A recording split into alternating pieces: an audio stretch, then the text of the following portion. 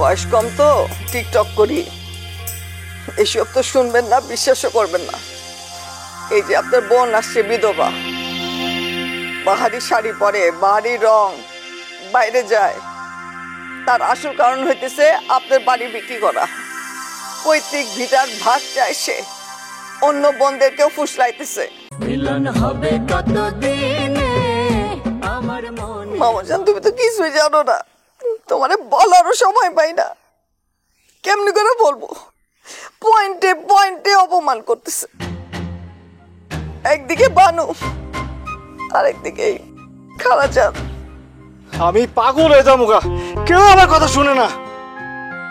বাবা একটা কথা বলতেছে, ছোট মুখে বড় কথা। এই ছোট খালাজানকে বিদায় করো।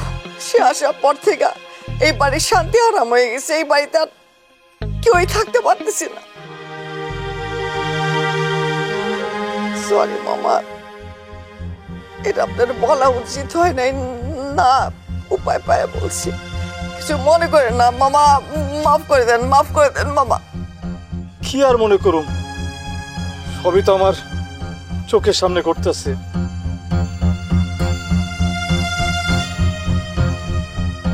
কি যে পাপ করছিলাম, আমার সংসারটা সব তস্তত হয়ে গেল। বড় মায়াটা আমার মুখে চুনকালি মাখলো, পালায় যে বিয়া করলো। মামা, সাইদুলের সাথে কিন্তু রানুর বিয়ে হয়। কি কি করলি তুই?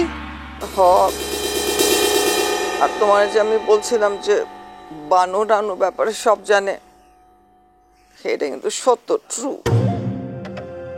আর মামুজান, সত্যি কথা বলতে কি, ওই দিন তো আপনি আমারে না বানুরেই বিশ্বাস করছিল, মনে করছেন আমি বানায় বলতেছি।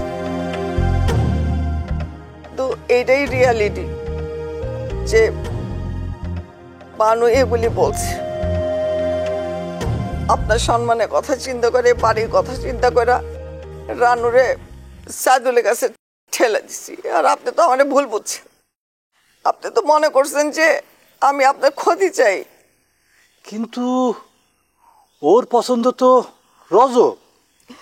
মামা, কোন দুনিয়ায় যে থাকেন সেটা তোরে বলে ওয়ান্স আপন এ টাইম। যে রশিদ রেডে দুই বোন কি করতো, বাড়ির থেকেও গেছিল গিয়া। এগুলি তো আপনার কন যায় না, আর আপনি তো দেখাও বুঝেন না।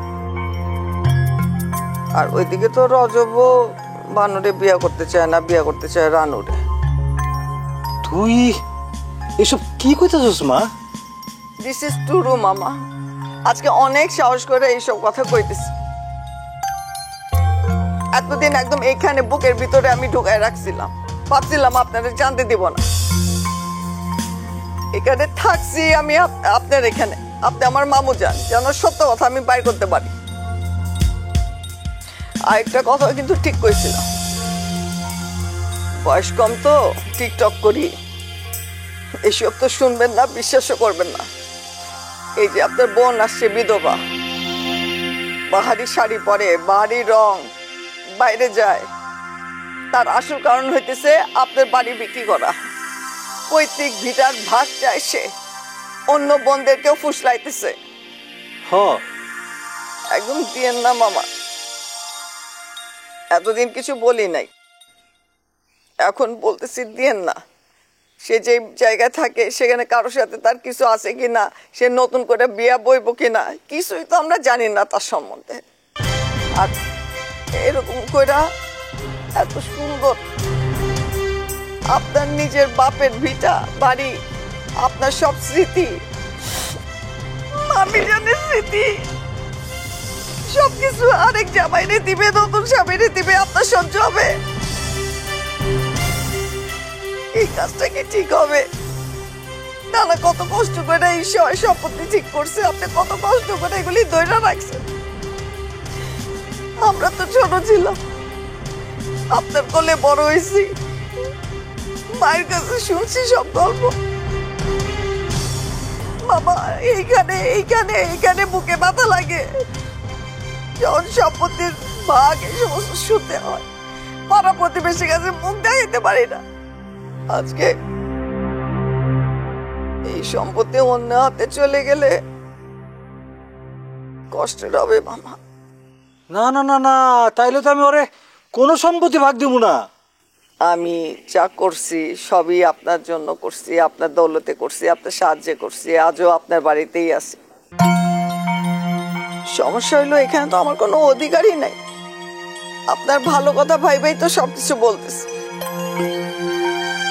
আর আমি তো তোমাদের কাছের আত্মীয় না, দূরের আত্মীয়। তুই কিন্তু এসব মনে নিস না, তুই আমার একদম আপন। আনতে তো চাই না মামা, কিন্তু ছোট খালায় মনে করায় দেয়। আরে মনে করাই দিলে মন থেকে ঝাড়াই ফেলা দিবি।